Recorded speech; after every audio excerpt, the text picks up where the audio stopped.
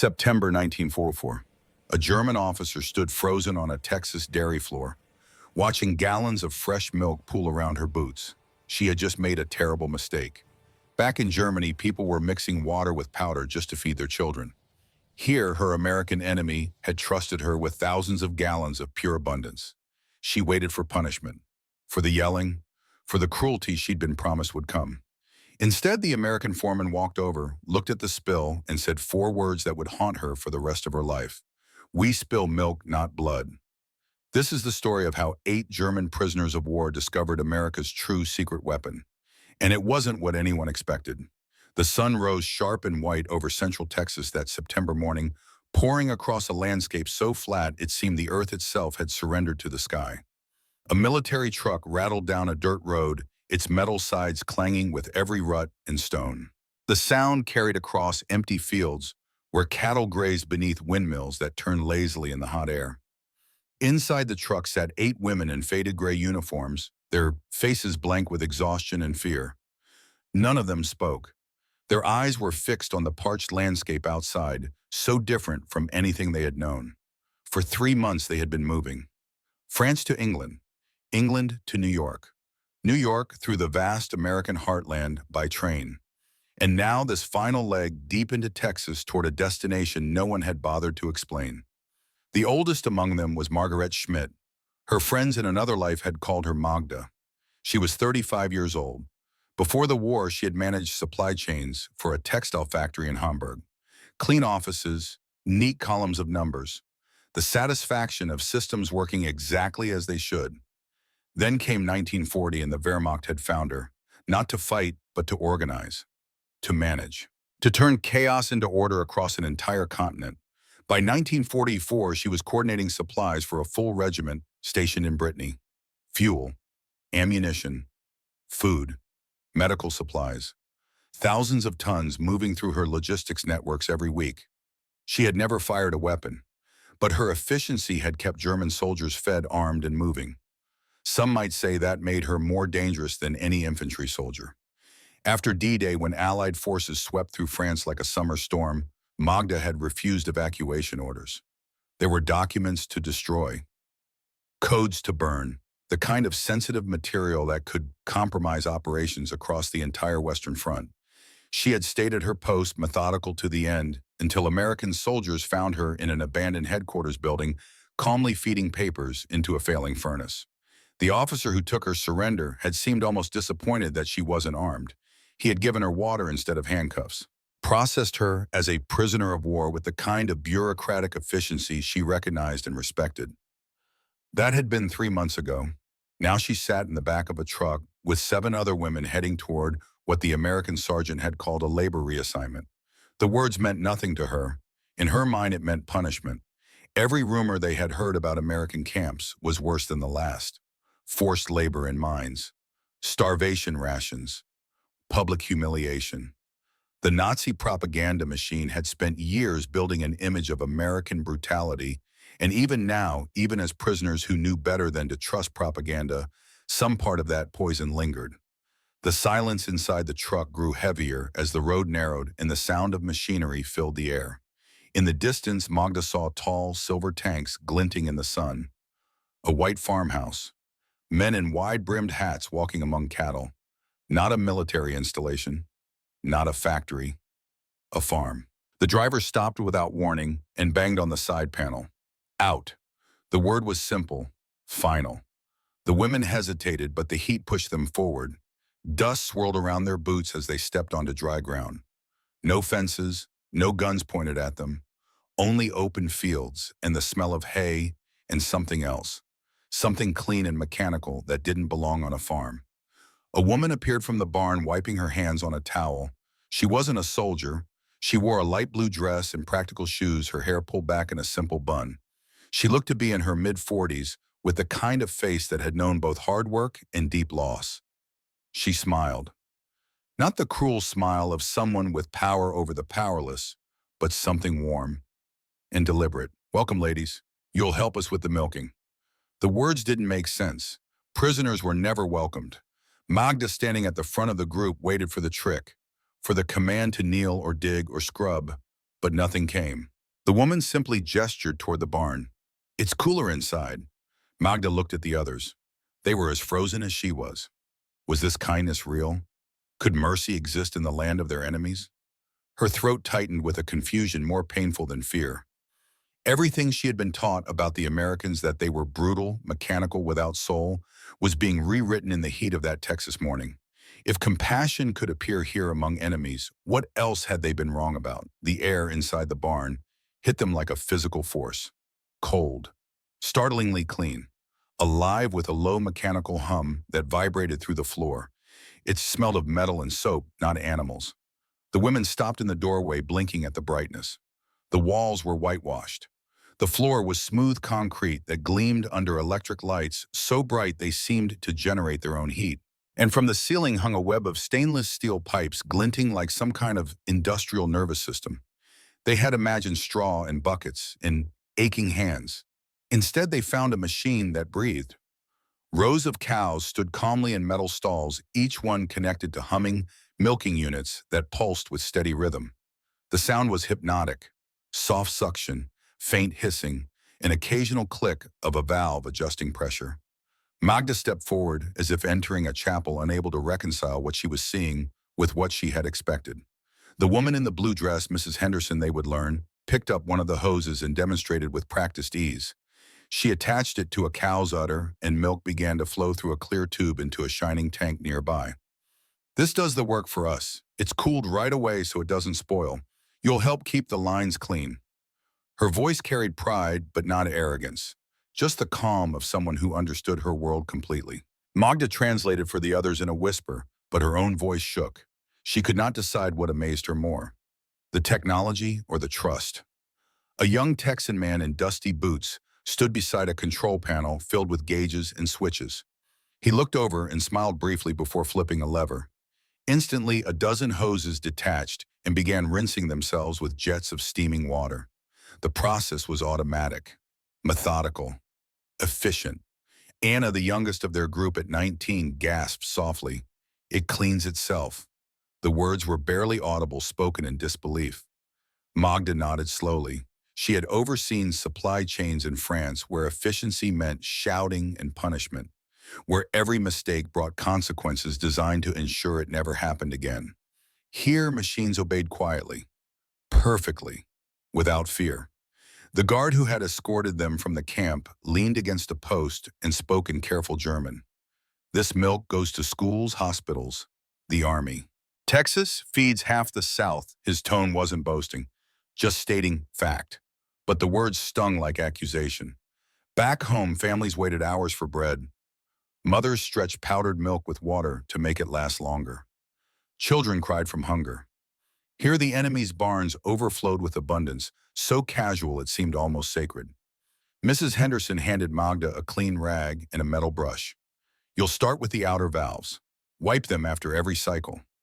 Magda took the tools automatically, unsure whether to thank her or bow. No one shouted. No one watched her every move with suspicion. The rhythm of the machines guided her, and soon she was moving with them. Wipe, rinse, dry, like part of the system, like she belonged. When the first shift ended, the women were led outside to rest. The noise of the dairy faded behind them, replaced by the gentle wind over the grass and the distant lowing of cattle. Magda sank to the ground, staring at her hands still warm from the machines. "They call this a farm," she whispered to no one in particular, "but it's a city of milk." The others sat in silence, overwhelmed. One of them tried to laugh, but it ended up crying instead. Liesel, the young nurse who had tended wounded soldiers in field hospitals across France, buried her face in her hands. That night in the barracks, Magda wrote in the journal she had kept since her capture. Her handwriting was small and precise, the habits of an officer who had learned to conserve paper. "We thought America was all smoke and movies. Today I saw a machine milk a cow. No soldiers, no whips, no fear, just quiet order. If this is how they fight wars, we never stood a chance." She paused, her pen hovering over the page. Then she added one more line. "I do not know what to believe anymore." If you or someone in your family served during World War II, whether stateside or overseas, this story will feel familiar in ways you might not expect. If you remember the values that made the greatest generation truly great, you'll recognize them in what happens next. Hit that like button if you believe kindness can be more powerful than cruelty. And stay with us because what these German women discovered in that Texas dairy changed the course of the Cold War in ways most history books never mention. September 1944. While Allied forces pushed toward Germany's borders, America faced an unexpected challenge on the home front. Over 400,000 German prisoners of war scattered across camps in 46 states. These weren't concentration camps. Under the Geneva Convention, POWs had to be treated humanely. But in Texas, something unusual was happening. Labor shortages from the war effort meant American farms and factories desperately needed workers. And so German soldiers who had fought against American troops found themselves doing something no one could have predicted: milking cows in Central Texas. Margaret Schmidt hadn't planned to become a soldier. Born in Hamburg in 1909, she had studied logistics and industrial engineering at a time when few women entered such fields. Before the war, she ran supply chains for a textile factory. Clean work, intellectual work, the kind of career that required precision and planning. When Germany invaded France in 1940, the Wehrmacht recruited her for exactly those skills. Not to fight, but to manage. By 1944, she coordinated supplies for an entire regiment. She never fired a weapon, but her efficiency kept German soldiers moving. That made her valuable. And when the Allies came, it made her a target worth capturing. Now, 3 months after her surrender, she found herself in a place so far removed from everything she had known that it might as well have been another planet. And the strangest part wasn't the technology or the abundance. It was the absence of cruelty. At dawn the next morning, the sky was washed in pale gold, and the dairy was already alive. The machines had not stopped through the night. The hum was constant, like the pulse of something enormous living beneath the earth. Magda followed Mrs. Henderson through the long corridor where pipes ran along the ceiling like silver arteries. The air was cool, carrying the faint sweetness of milk mixed with the sterile scent of disinfectant. The floor gleamed polished not for show, but for precision. Everything here served a purpose. Nothing was wasted. Nothing was decorative. It was beautiful in its efficiency. They entered the processing room where two American workers were adjusting a series of valves. One of them greeted Magda with a polite nod before pulling a lever. From somewhere above, the sound of rushing liquid filled the air. Milk poured through glass tubes into a massive steel vat that hissed softly as cold water circulated through its outer shell. A gauge flickered between numbers. Magda couldn't look away. The machinery didn't just work. It breathed, synchronized like an orchestra where every instrument knew exactly when to play. Each tank holds over 3,000 gallons, cooled in 15 minutes, bottled within the hour. The man spoke with quiet pride, not arrogance. For him, this was normal life. For Magda, it was revelation. In Germany, even factories dedicated to the war effort struggled for fuel and electricity. Here in the middle of a cattle field, technology ran so effortlessly it felt unreal. Liesel and two other women were assigned to the bottling area. They stood behind a long line of glass bottles, moving steadily along a conveyor belt. Machines filled capped, labeled, and packed them into crates with mechanical precision. Magda watched transfixed as crate after crate slid forward. Each label bore the same words: produced in Texas, fresh daily. She counted quietly. 20 bottles every 10 seconds. 1,200 bottles an hour. She did the math automatically, the habits of an officer still intact. Her stomach turned at the scale. One farm producing more milk in a day than entire German provinces could deliver in a week. When the whistle blew for a short break, the women stepped outside into the bright morning sun. Across the yard, trucks waited, with engines running, their beds filled with crates. One driver leaned against the hood, smoking lazily. Army takes half. Schools get the rest. Kids drink it free. The word free caught in Magda's mind like a stone in a river. In Germany, everything cost something: rations, loyalty, obedience. Here, milk flowed without measure, and even children of the poorest families drank it daily without question. Back inside, she stood beside a cooling unit where steam drifted from the pipes. Mrs. Henderson joined her, drying her hands with a towel. "You ladies learn fast. The machines don't scare you anymore." Magda tried to smile. "They are beautiful." The word came out before she could stop it. Mrs. Henderson laughed, surprised and pleased. "Never heard anyone call them that before." "But yes, they are. That afternoon, a minor malfunction stopped one of the lines. Magda instinctively stepped forward, watching how the Americans worked. Not shouting, not blaming, just fixing. One man loosened a valve, another replaced a gasket. Within minutes, the line was running again. No panic, no punishment, cooperation instead of fear. It struck her harder than the technology itself. This was how they fought. Not with bullets, but with order. Not with propaganda, but with abundance. America's power wasn't loud or violent. It was quiet, relentless, and utterly certain. At noon, a woman arrived with lunch baskets covered in clean white cloths. She carried herself with the calm authority of someone used to caring for others. The German women had learned her name was Rose Brennan, the foreman's wife. Eat girls. She set out tin plates and mugs of cold milk. The food was simple: cornbread, beans, sometimes meat stew, always warm, always more than enough. At first, the German women ate quickly, heads lowered, half expecting the meal to be taken away.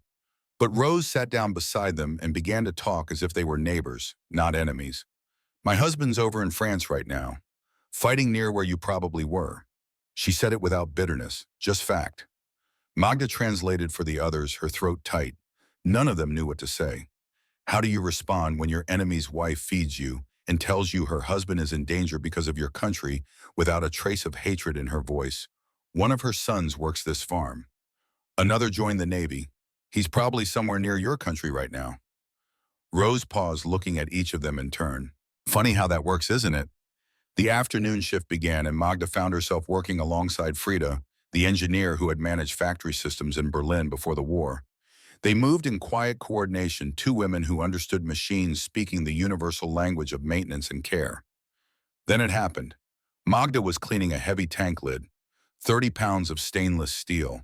Her hands, still soft from years of office work, couldn't get proper grip on the wet surface. The lid slipped, crashed into the valve below, and milk erupted, gallons of it, flooding across the spotless floor, white and pure and utterly wasted. Magda froze. Her face went pale. The other prisoners stopped work, terror flooding their faces. They knew what came next. Punishment. Always punishment. In Wehrmacht, logistics waste meant consequences. An officer who spilled fuel faced court-martial. A worker who broke equipment was beaten, sometimes worse. Efficiency was maintained through fear, and fear required examples. She braced for what she had been trained to expect: the shouting, the violence, the public humiliation designed to ensure she never made such a mistake again. Tom Brennan, the foreman, walked over. He was a tall man in his early 50s with the weathered face of someone who had spent his life working outdoors. He looked at the spill, looked at Magda's face, pale, embraced for violence, and he chuckled. The sound was so unexpected that Magda flinched. "Don't worry, miss. We spill milk, not blood." He handed her a rag and walked back to work as if nothing had happened. 4 words. "We spill milk, not blood." Magda knelt on that floor, wiping up the mess, but her vision blurred. Not from tears, from the collapse of everything she had been taught. In Germany, mistakes demanded punishment. Weakness invited cruelty. Mercy was for the naive, and kindness was a luxury no serious nation could afford. Here, an American foreman whose brother was fighting Germans at that very moment had shown her compassion for a simple mistake, had treated her like a human being who made an error, not an enemy who deserved suffering. That night, lying in her bunk, Magda wrote in her journal by the dim light of a single bulb, "Today I dropped expensive milk. The Americans said we spill milk, not blood." 3 words that undid years of training and pride. In Germany, mistakes demanded punishment. Here they demanded understanding. I used to think discipline meant obedience. Here it means cooperation. Machines do not serve cruelty, they serve trust. I do not know what to believe anymore. She closed the journal and lay in the dark, listening to the quiet breathing of the other women. Outside, the generators hummed. The dairy never stopped. Even in sleep, America worked. Abundant, relentless, kind. And somewhere in her chest, something she had thought was permanently hardened began very slowly to crack. By the 3rd week, the women no longer flinched at the sound of the siren that marked the start of the shift. They rose before sunrise, washed in cold water, tied their hair back, and walked in silence toward the barn that had once terrified them. Now the hum of the machines felt almost familiar, like a song they had learned by heart. The Americans greeted them each morning with a casual word that still felt strange in their ears, but had begun to sound less like a command and more like a welcome. Howdy, simple, friendly, impossibly American. Magda found herself giving orders in English, now her accent softening as she spoke. The irony wasn't lost on her. A German officer commanding in the language of her captors. Yet no one corrected her. They listened, trusted, followed. At noon, the heat outside grew heavy, and Rose Brennan arrived with lunch baskets as she did every day. She carried herself with that same calm authority, setting out plates and cups as if feeding enemy soldiers was the most natural thing in the world. Eat, girls. The food was always simple. Cornbread and beans, sometimes meat stew, always warm, always enough. At first, the German women had eaten quickly, heads lowered, half expecting the meal to be taken away. But Rose sat down beside them every time and talked. About the weather, about the cattle, about her life at Farmo. My husband Tom is the foreman here. He's having a hard time with all this. You being here. She paused, not looking for sympathy, just stating truth. His brother Jim lost a brother at Normandy. June, 3 months ago. Daniel was 22, another pause. No bitterness in her voice. Just the weight of grief carried with dignity.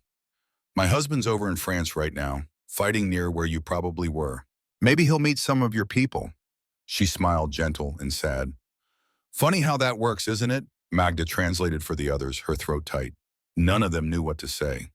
How do you respond when your enemy's wife serves you lunch and tells you her family members are dying because of your country, without hatred, without blame, with nothing but exhausted acceptance of the way things were? That afternoon, while cleaning a line of cooling tanks, Magda lost her grip on a heavy lid for the second time that week. Several gallons of milk spilled across the floor, gleaming white under the factory lights. She froze again, the old fear rising. But Tom Brennan simply walked over, glanced at the mess, and smiled. Don't worry, we spill milk, not blood. The same words as before, as if her mistakes were expected. Normal. Human. He handed her a rag and went back to work as if nothing had happened. Magda knelt to wipe the floor, but her vision blurred. The sentence echoed inside her chest until it hurt. 3 words that had become her anchor in this strange new world. We spill milk, not blood. In Germany, mistakes demanded punishment. Here they demanded understanding. The difference was so profound it felt like discovering gravity worked backwards. That night she wrote it in her notebook. We spill milk, not blood. Then she stared at the words for a long time, trying to understand what they meant about the country she had served and the country that had captured her. The days that followed were filled with small acts of humanity that confused and comforted her in equal measure. When a sudden rainstorm flooded the yard and one of the Texan workers passed out raincoats to the women before taking one for himself. Another worker showed Liesel how to tune the radio to catch music instead of static. Glenn Miller's Moonlight Serenade floated through the barn, mixing with the sound of clinking glass and humming machines. The melody made them ache for a world that might have existed if war had never come. Liesel hummed along softly and no one told her to stop. On Sundays, when the dairy shut down for maintenance, Rose invited the women to her porch.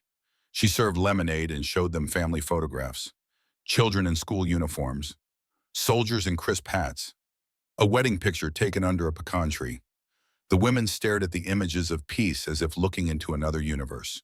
Magda picked up one photograph, her fingers careful on the edges. We have trees like that by the Rhine. Rose looked at her for a long moment. Maybe one day you'll see them again. The words hung in the air between them. Maybe. One day. A future neither of them could quite imagine, but desperately wanted to believe in.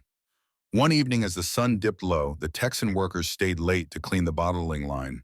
A teenage girl, the foreman's daughter, brought a small phonograph and played a record. Music filled the room again, soft and steady. Without thinking, the German women began to hum along. No one stopped them. For a few minutes, enemies shared a song. Later that night, Magda lay awake listening to the crickets outside the window. She realized she no longer felt like a prisoner. Work had become routine, faces had become familiar, and kindness had become unbearable in its simplicity. They have conquered us without cruelty, she thought. That is the power we never understood. By October, the rhythm of the dairy had become their second language. The German women no longer needed translators or constant instruction. They moved through the plant with quiet confidence, anticipating what came next. The hiss of the steam valves, the chill of the cooling tanks, the subtle tremor in a pipe that signaled a pressure drop. What had once felt alien now felt natural. Even the Americans had begun to trust them completely. The guards, once ever present, stayed outside the gates, now reading newspapers or drinking coffee, while the women worked unsupervised inside. They were simply part of the operation. Magda had been assigned to quality control, a task that suited her former life as a logistics officer. She checked temperatures, logged output, verified cleanliness. Each figure written in her notebook felt like a quiet act of redemption. One morning, she calculated that the plant had produced nearly 12,000 bottles in a single shift, more milk in 10 hours than her entire district in Germany could have supplied in a month. She didn't share the number aloud. She barely believed it herself. The transformation went beyond the machines. Work no longer felt like submission. It felt like purpose. The women took pride in doing things correctly and meeting the same standards as the Americans. Liesel learned to fix a jammed conveyor belt faster than anyone in her section. Frieda, who had been an engineer in Berlin, took over sanitizing the equipment, humming as she worked. Even the quietest among them had found their place. The Americans noticed. "These girls have grit," Tom said one afternoon, watching them through the window. During lunch, the workers talked freely now. The conversations were simple: weather, crops, news on the radio, but for the first time they shared them as equals.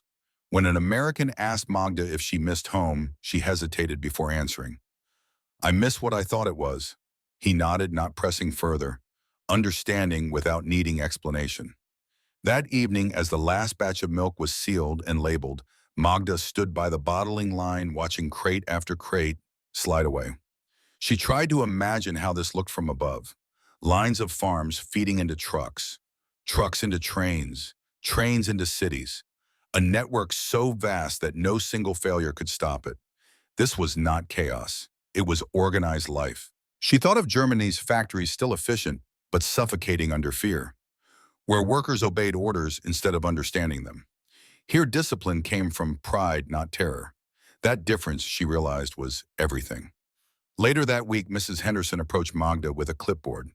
"You've been here long enough to know how this place runs. Would you help me train the new girls coming in from the next camp?" For a moment, Magda could not speak. She had been a prisoner for months, yet now she was being trusted to teach others. Something in her chest cracked open. Something she hadn't felt since before the war. "Yes, I can help." That night, she stayed up late by the dim light of a lantern, writing in her journal. "Today I was asked to teach, not ordered, acid. In Germany, we feared failure. In Texas, they expect success. Machines here do not demand cruelty. They require care. People too." The words steadied her hand as she wrote them. This was truth, simple and profound. The kind of truth that changed everything. By mid-November, the women worked entirely without guards. The Americans came and went freely, leaving them keys, tools, even responsibility for the storage room. Magda sometimes caught herself giving orders in English, her accent softening with each passing day. Yet no one corrected her. They listened, trusted, followed.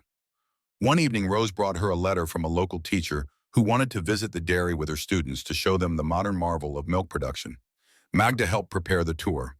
When the children arrived, curious and bright-eyed, she stood behind the glass partition, demonstrating how the system worked. A small boy waved through the window. She smiled back instinctively. For a brief, impossible moment, she felt free. After they left, she lingered near the cooling tanks, tracing her hand along the steel. She whispered to herself in German, then translated the words into English, testing how they sounded. "We were taught to conquer. They were taught to create." The hum of the machinery answered softly. A song of endless motion. Then everything changed. A military truck arrived at the camp one gray November morning, carrying a new batch of prisoners from a different facility. Among them was a woman whose very presence seemed to chill the air. Ingrid von Hausen, 32 years old, tall and rigid, with blue eyes cold as winter ice. She had been captured at the Falaise Pocket, one of the bloodiest battles in the Normandy campaign. Unlike Magda, who had managed supplies, Ingrid had commanded security operations. She was trained by those who believed ideology was everything and compassion was weakness. She took one look at the dairy at the German women working peacefully alongside Americans, and her lip curled in disgust. When she was assigned to Magda's training group, Ingrid's first words were delivered in sharp German.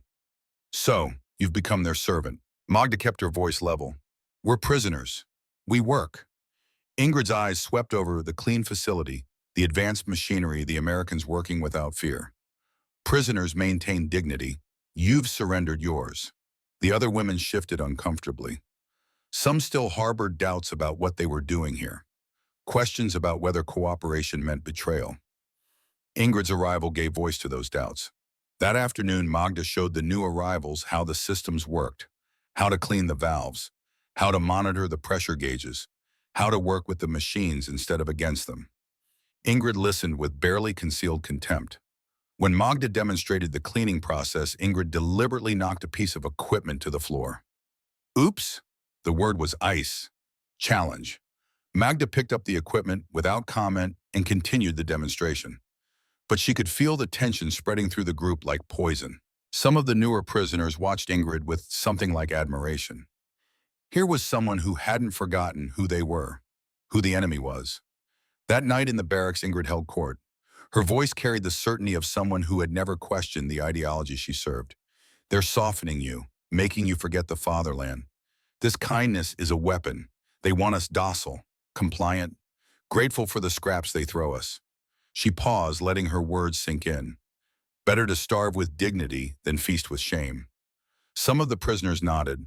The fear that they were being manipulated, that American kindness was just another form of control, had been lurking beneath the surface all along. Ingrid gave it voice. Liesel, sitting on her bunk, spoke up quietly. They give us food, shelter, respect. Ingrid's laugh was sharp. They give us chains we cannot see. Magda sat on her own bunk listening. For weeks she had been building something new inside herself. A different understanding of strength and power and what it meant to be human. But Ingrid's words struck at the foundation of that understanding. Was she being manipulated? Had she traded one form of imprisonment for another?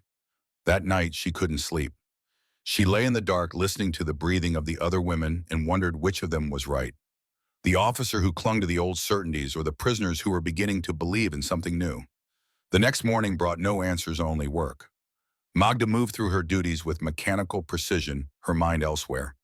She was cleaning a valve assembly when she heard footsteps behind her. A man stood there watching her work. She had seen him before but never spoken to him. Jim Brennan, Rose's brother-in-law, the one who had lost his brother at Normandy. He was 29 with the kind of face that had known grief too young. Dusty boots, calloused hands. The quiet competence of someone who understood machines as well as he understood himself. You know how these work, it wasn't a question. Magda kept her hands moving, unsure how to respond to this man whose brother had died fighting her countrymen. I managed logistics, systems, supplies, for the Wehrmacht, yes. The word came out steady.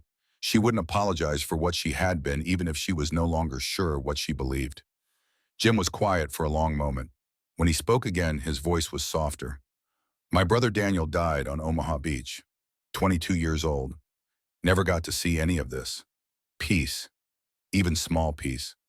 Magda stopped working, met his eyes. I had a brother, Stalingrad, 1943. He was 20. The words hung between them. Two people who had lost what could never be returned, standing in a dairy barn in Texas, connected by grief that transcended nations. Jim handed her a tool she needed for the valve assembly. If you understand the machine, you respect it. That's what my dad taught me. In Germany, we were taught to dominate machines, make them obey. That's not how it works here. You cooperate with them. It was the simplest statement of philosophy Magda had ever heard, and the most profound.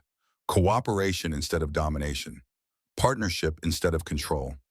The American way distilled into a single sentence about machinery.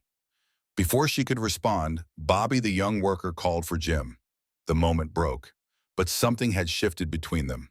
Not friendship, not yet, but the possibility of it. That possibility terrified her more than any propaganda ever had. Early November brought the crisis that would define everything that came after. The main cooling system's pressure valve stuck during the morning shift. A simple mechanical failure that happened occasionally. Normally, Tom Brennan would fix it in 15 minutes, but this time when he tried the manual override, steam erupted. The scalding blast caught his hands. He stumbled back, cursing. Rose appeared from nowhere, wrapping his hands in cloth, her face pale. "Get him to the clinic." Now, an American worker helped Tom to a truck. Rose went with them, and suddenly the dairy floor descended into chaos. The temperature gauges were climbing. Without proper cooling, the day's production, 15,000 gallons worth thousands of dollars, would spoil in less than 20 minutes. The remaining Americans scrambled, unsure what to do. The system was too complex, too interconnected. One wrong move could make everything worse. Mrs. Henderson stood in the center of the floor, her face tight with worry. She looked around at her workers, all of them young and uncertain. Then her eyes found Magda. "Can you help?" The question cut through the noise like a blade. Every eye turned to Magda, the German prisoner, the enemy officer, the woman who had spent weeks learning these systems but had never been tested. Ingrid stood in the doorway, arms crossed, watching. Her expression said everything. Here was the moment of truth. Would Magda help her captors? Would she prove that she had indeed traded her dignity for comfort? Magda looked at the rising temperature gauge, at the thousands of gallons about to be wasted, at the Americans who had shown her nothing but kindness for weeks. Then she looked at Ingrid's smug face, and she made her choice. Her voice came out sharp and clear, the voice of an officer who had commanded supply operations under artillery fire. "Frida, I need you on the valves. You understand pressure systems." Frida, the engineer, stepped forward immediately. "Liesel, get the tools. Full wrench set. Now." Liesel ran. Magda turned to Jim, who had appeared from the equipment room. "Shut down sectors 2 and 4. Reroute cooling water through backup lines." Jim hesitated for half a second, then moved. A German prisoner was giving him orders, and he was following them. "Bobby, start the secondary compressor." The teenage boy jumped to obey. For the next 15 minutes, the dairy became a military operation. Magda coordinated like she was managing a supply depot under fire. Frida applied her engineering knowledge to adapt the system. Jim followed Magda's instructions precisely.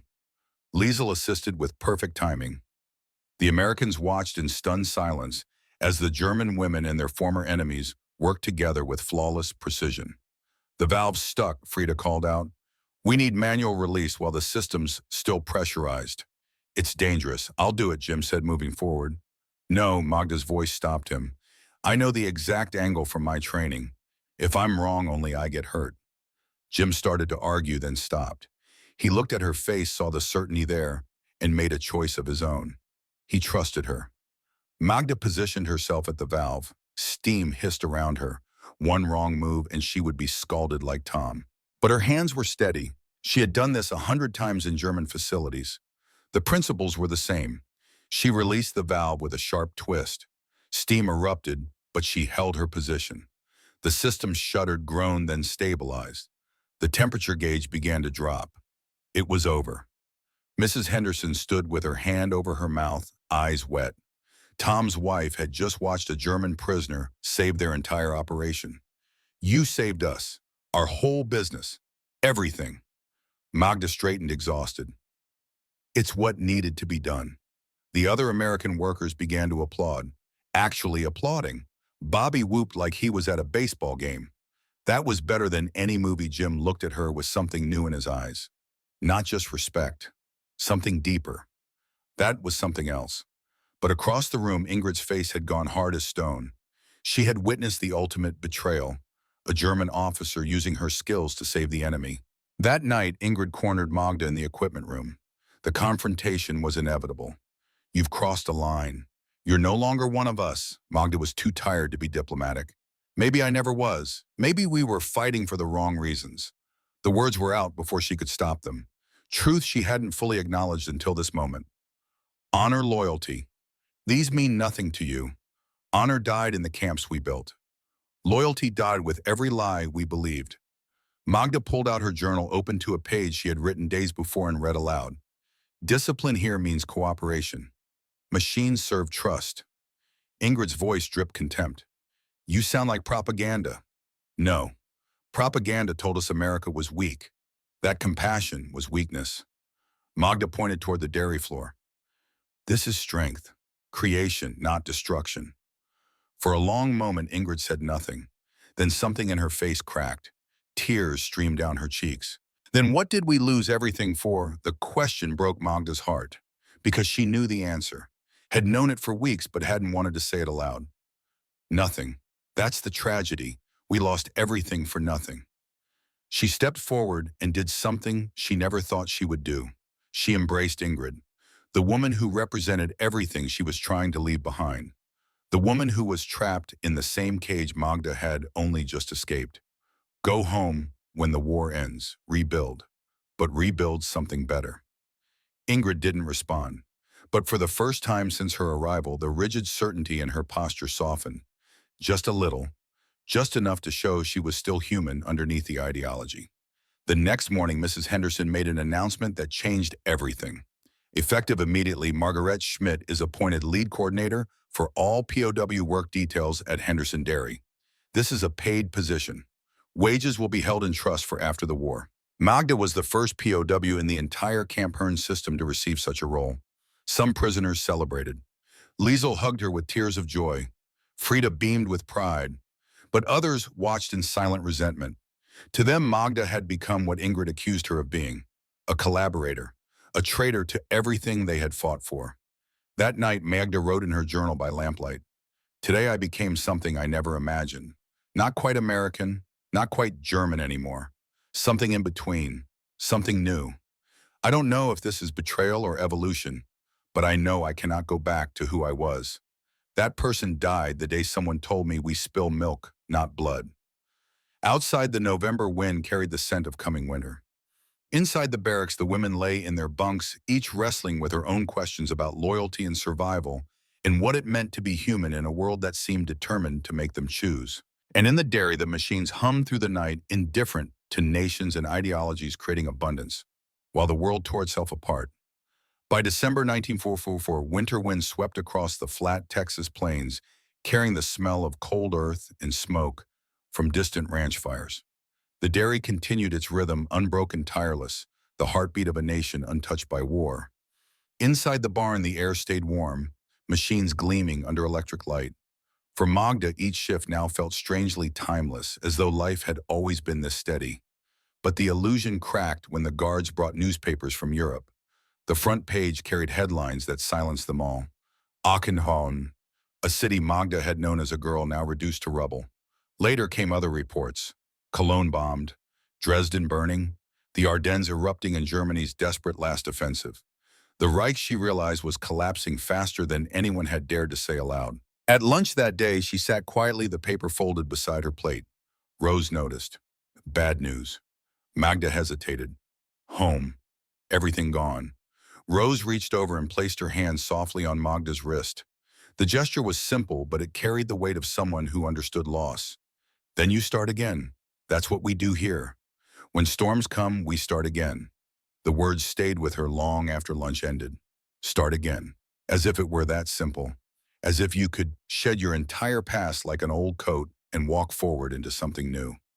That evening, Magda stood by the loading dock as trucks departed, engines humming under the vast Texas sky. Each vehicle carried thousands of bottles. Milk for children, soldiers, hospitals. No rationing, no panic, no shortages. The contrast cut deeper than any wound. In Germany, people were boiling weeds to survive. Here, the enemy was shipping milk by the ton, feeding strangers without fear of running out. That night, as the women gathered in the barracks, Liesel spoke through tears. I dreamed of my mother today. She used to say if we worked hard, Germany would be strong forever. Her voice cracked. Now we work harder than ever, but for them. And I'm not ashamed anymore. No one answered. They didn't have to. The silence was full of surrender, but also peace, the kind of peace that comes when you stop fighting against truth. The next morning, Magda arrived early and walked the empty barn before the machine started. She ran her fingers along the steel rail, feeling the faint warmth from yesterday's work. It never stops. It never needs to. America's secret wasn't luck or geography. It was endurance. The factory didn't wait for orders from above. It worked because everyone from farmer to foreman believed in the system they'd built together. It wasn't ideology. It was faith in work itself. Christmas Eve 1944 brought an unexpected gift. Rose invited the entire POW work detail to her home for a small celebration. The women walked through the cold evening air, their breath making clouds in the darkness. Inside Rose's house, the warmth hit them like an embrace. A small tree stood in the corner, decorated with simple ornaments. The smell of baked bread filled the air. Rose's children were there, Bobby the teenage worker from the dairy, and Mary his 8-year-old sister with bright, curious eyes. Mary approached Liesel shyly. "Do you celebrate Christmas in Germany?" Liesel's eyes filled with tears. "We used to."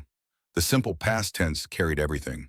A world that had existed before the war, traditions that might never return. Rose served food, turkey and stuffing, cornbread and beans, pumpkin pie that tasted like sweetness itself. The German women ate slowly, trying to make each bite last, trying to memorize what kindness tasted like. After dinner, someone turned on the radio. Music drifted through the room. Not propaganda, not marching songs, just music. Glenn Miller, Bing Crosby, the sound of a country at peace even while at war. Jim appeared in the doorway home from his shift at another facility. His eyes found Magda's across the room. He didn't smile, but something passed between them. Recognition, understanding, the acknowledgement that enemies could become something else if they chose to. Later, he found her on the porch looking out at the dark fields. "When I first saw you, I thought I'd hate you. Because of Dan." Magda kept her eyes on the horizon. "I understand. I looked at you and thought the same. But you're not him. You're just you." The words hung in the cold air. Jim stepped closer, and for a moment Magda thought he might kiss her. But Bobby called from inside, and the moment broke. Still something had been said, without words. A possibility acknowledged. As 1944 turned to 1945, news from Europe grew worse. The Battle of the Bulge, Germany's last desperate offensive, ended in failure. Soviet forces pushed from the east, Allied forces from the west. The vice tightened. In the barracks at night, some women cried, others sat in silence. Ingrid, who had been so certain of German victory, grew quieter with each passing week. The ideology that had sustained her was crumbling under the weight of reality. By April, the writing was on every wall. Hitler was in his bunker. Berlin was surrounded. The end was days away, maybe hours. And then it came. May 8th, 1945. A guard rode to the dairy with a telegram. He dismounted slowly as if the weight of the paper in his hand was almost too much to bear. He read it aloud in halting German. "Germany has surrendered. The war in Europe is over." For a long time, no one spoke. The machines kept running their steady hum, indifferent to history. Magda stood by the bottling line, a half-filled crate in her hands.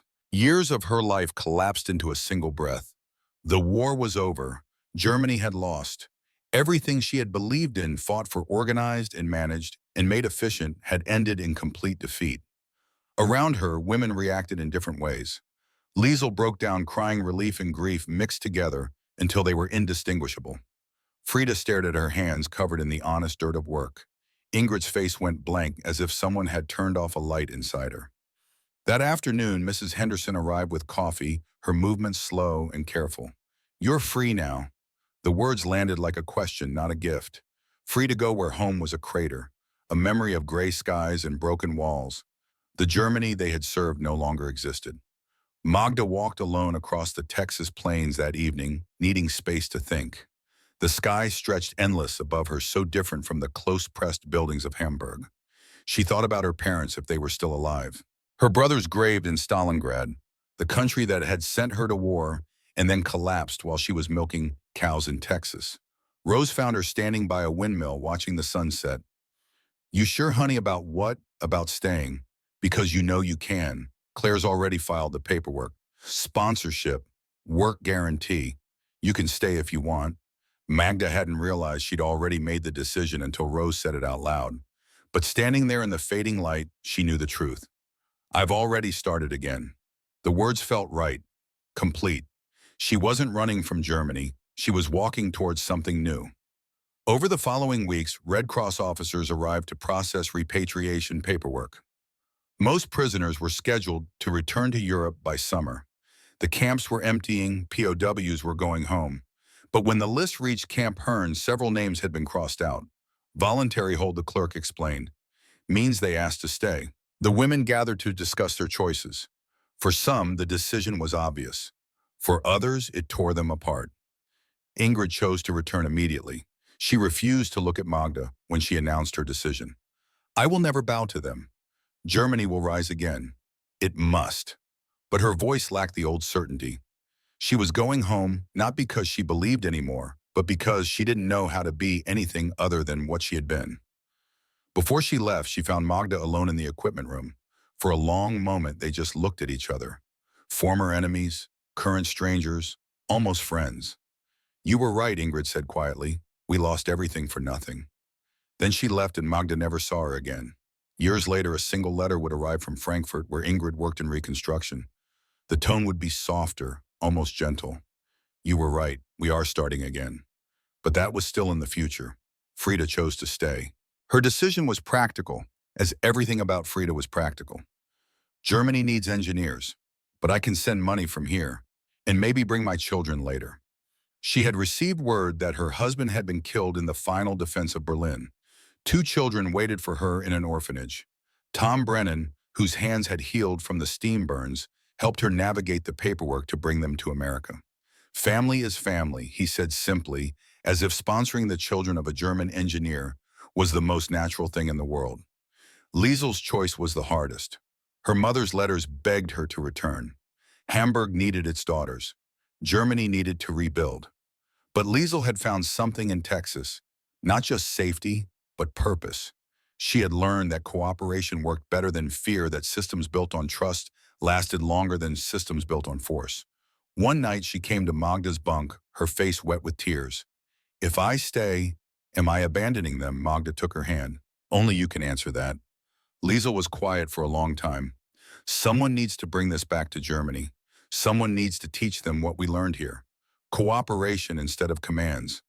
Trust instead of fear. She looked up, her young face suddenly a little older. I'll be a bridge between worlds. And so she chose to return, not out of obligation, but out of purpose. She would take the lessons of the Texas dairy back to Hamburg and help rebuild her country with American principles.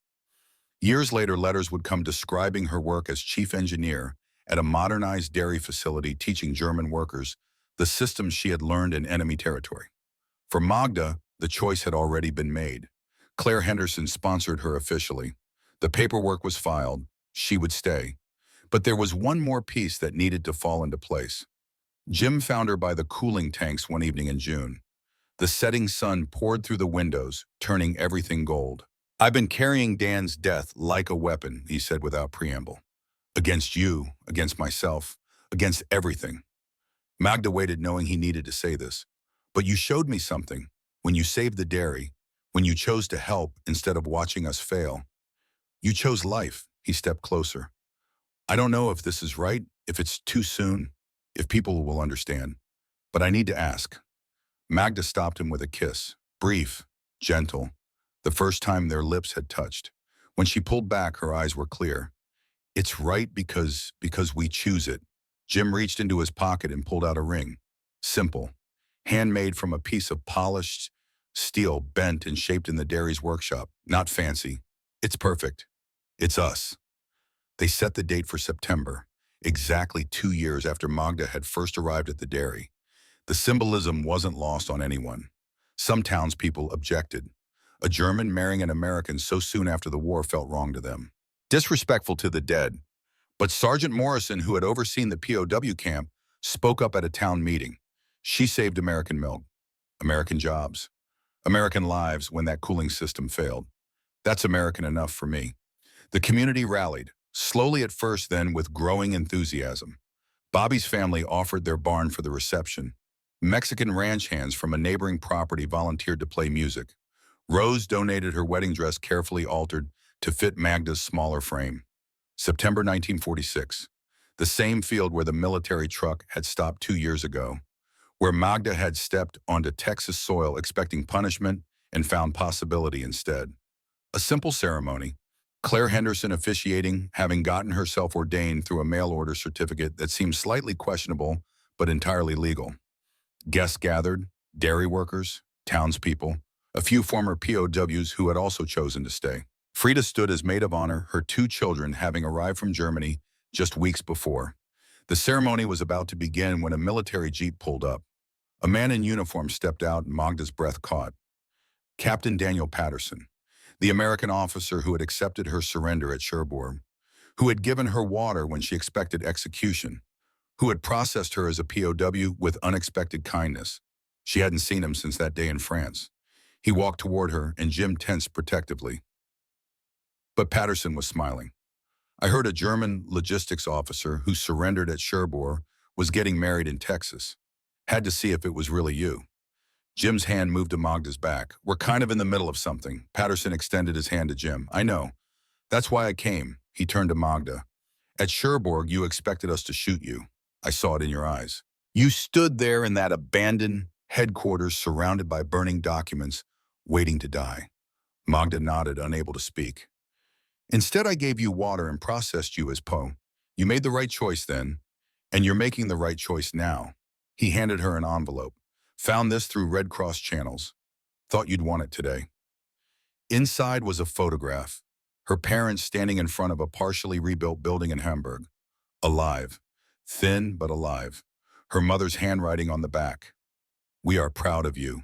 Live well. Magda broke down crying, joy and relief flooding through her in equal measure.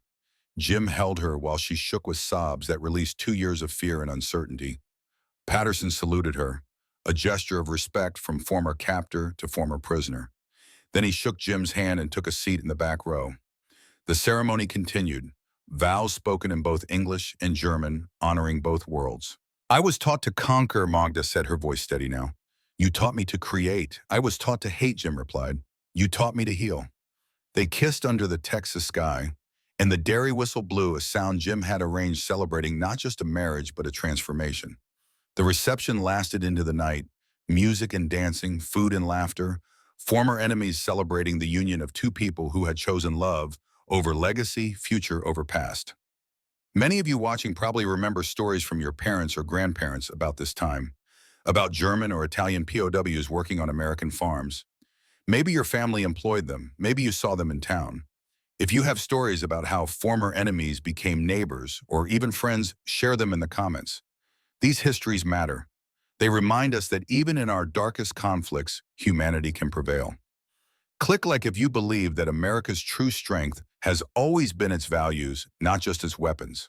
Because what happened to Magda and Jim proves exactly that. 4 years later, 1950, Magda and Jim owned a small piece of land near Waco. 25 cows, a modest operation but profitable. Theirs. The house had a blue kitchen, the same shade as the dress Claire Henderson had worn the first day they met. Magda had insisted on that color. A reminder of where she had started. Pecan trees she had planted were growing strong, now their branches reaching toward the sky. On quiet mornings, she would sit under them with coffee and think about the strange path that had brought her here. Letters came regularly from Germany. Liesel wrote about the dairy she was building in Hamburg, using American techniques, teaching cooperation instead of commands. Her facility was producing milk for thousands of children. She had married a fellow engineer. They had 2 children. Frieda's children were thriving in Texas schools. Her daughter wanted to be a teacher. Her son loved baseball, that most American of sports. Frieda had been promoted to supervisor at Henderson Dairy, which had expanded significantly after the war. Even Ingrid had written once in 1948, Working Reconstruction in Frankfurt. The tone was softer. You were right, she had written. We are starting again. Magda had cried when she read those words. One morning in late 1950, a young man arrived at Henderson Dairy. He was 19, nervous part of the Marshall Plan exchange program, a German student sent to learn American dairy techniques to bring back to his rebuilding country. Claire Henderson, now 71, and moving slower but still sharp, had asked Magda to help with the orientation. The young man's name was Carl. He stood at the barn entrance looking at the machinery inside with the same mixture of fear and wonder Magda remembered from her own first day. She walked up to him and smiled. It's cooler inside. The exact words Claire had spoken to her 6 years ago. Full circle. She showed him the systems, the cooling tanks, the bottling lines, the machinery that had once seemed impossible and now felt like home. These machines don't serve cruelty, she told him in German, then translated to English. They serve trust. Carl looked at her with questions in his eyes. Did you ever regret it? Staying, Magda paused, looked across the floor where Jim was working on a valve assembly, looked at the fields stretching to the horizon, looked at the life she had built from the ruins of the one she had lost. I lost my country, but I found civilization. She turned back to Carl. Civilization isn't geography. It's how we treat each other when we don't have to. Later that day, she stood by the glass partition where she had stood so many times before, watching milk flow through pipes. Jim joined her, his arm around her waist. Outside, a truck rolled away carrying crates of bottled milk bound for schools and hospitals across Texas. White, pure, ordinary. But to Magda, it would always be proof of something extraordinary. That mercy and trust could outlast any empire built on fear. Her reflection appeared in the polished steel valve, not the frightened prisoner of 19 not the rigid officer of the Wehrmacht. Someone new, someone who had been broken and remade into something stronger. Behind her reflection, she could see the barn, the machines, the workers, all of it humming with purpose and life. The sound was constant, the heartbeat of creation. That night, she made a final entry in her journal, the same journal she had kept since capture. Its pages chronicled her transformation from enemy to immigrant, from prisoner to citizen, from conqueror to creator. She wrote in English now, the language of her new country. They asked me once what America's secret weapon was. I said milk. They laughed. But I meant it. Not the milk itself, but the system that creates it. Not force, but trust. Not commands, but cooperation. Not fear, but faith in tomorrow. That's the weapon that wins. Not battles, but futures. She closed the journal and set it on the shelf. Tomorrow she would wake early and drive to the dairy. She would check the systems and train the new workers and ensure everything ran smoothly. She would do the work she had chosen in the country she had chosen with the man she had chosen. And somewhere milk would flow to children who didn't know war, who didn't know what it meant to be hungry or afraid or conquered, who drank abundance like it was their birthright. Because in America it was. The greatest victories of the greatest generation weren't won on battlefields. They were won in moments like these, in dairies and farms and factories across America, where enemies became neighbors, where hatred became understanding, where the values we claimed to fight for were proven real. If you believe those values still matter, if you believe kindness is strength, not weakness, share this story. Because the world needs to remember, America's true power was never in its weapons. It was in what it chose to do when the fighting stopped. Between 1943 and 1946, over 400,000 German POWs were held in camps across the United States. Many worked on farms and factories and at industrial sites. While experiences varied, numerous accounts describe humane treatment that challenged their expectations. Approximately 5,000 chose to stay in America after the war, building new lives in their former enemy's land. This is one such story, in memory of the greatest generation on both sides who chose to build rather than destroy. The camera pulls back, Texas sunset pouring gold across the dairy, machines humming their eternal song, people working together, life continuing, and somewhere in that ordinary miracle proof that the best of America was never its might but its mercy, never its power to destroy but its capacity to create, never its ability to make enemies but its willingness to make them into something else, into neighbors, into friends, into family, into proof that even the deepest divisions can be healed if we choose cooperation over conquest, trust over fear, tomorrow over yesterday. That choice, more than any weapon, more than any battle, is what made America great. And it still does.